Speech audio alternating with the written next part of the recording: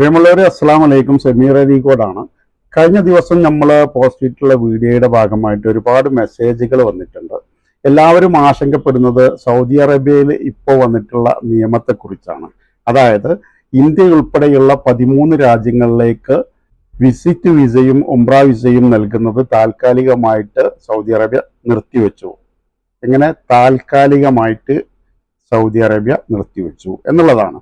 ഈ നിയമം എന്തിനു വേണ്ടിയിട്ടാണ് എന്നുള്ളത് ഞാൻ ആദ്യം പറയാം.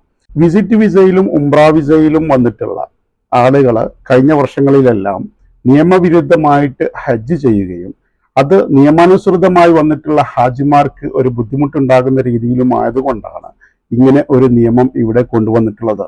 മാത്രവുമല്ല, ഒരുപാട് പേരുടെ സംശയം ഞങ്ങൾക്ക് കിട്ടിയിട്ടുള്ള വിസിറ്റ് വിസ അതിൽ ഇനി ഞങ്ങൾക്ക് കയറി വരാൻ പറ്റത്തില്ലേ എന്നുള്ളതാണ്.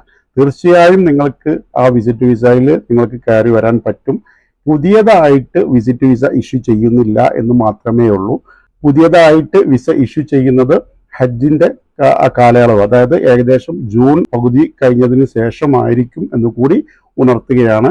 എല്ലാവർക്കും പഴയപടിയിലേക്ക് തന്നെ വിസിറ്റ് വിസയും അതുപോലെ ഉംറ വിസയും ഒക്കെ ആയിട്ട് സൗദിയിലേക്ക് കയറി വരാനുള്ള ഭാഗ്യം ഉണ്ടാകട്ടെ എന്ന് കൂടി പ്രത്യാശിക്കുകയാണ്. അപ്പൊ ആരും ആശങ്കപ്പെടേണ്ട ആവശ്യമില്ല. ഈ വിസിറ്റ് വിസ ഉംറ വിസയും ജൂൺ പകുതിയോടുകൂടി ആ പഴയ രീതിയിലേക്ക് തന്നെ തിരിച്ചെത്തുമെന്ന് നമുക്ക് പ്രത്യാശിക്കാം.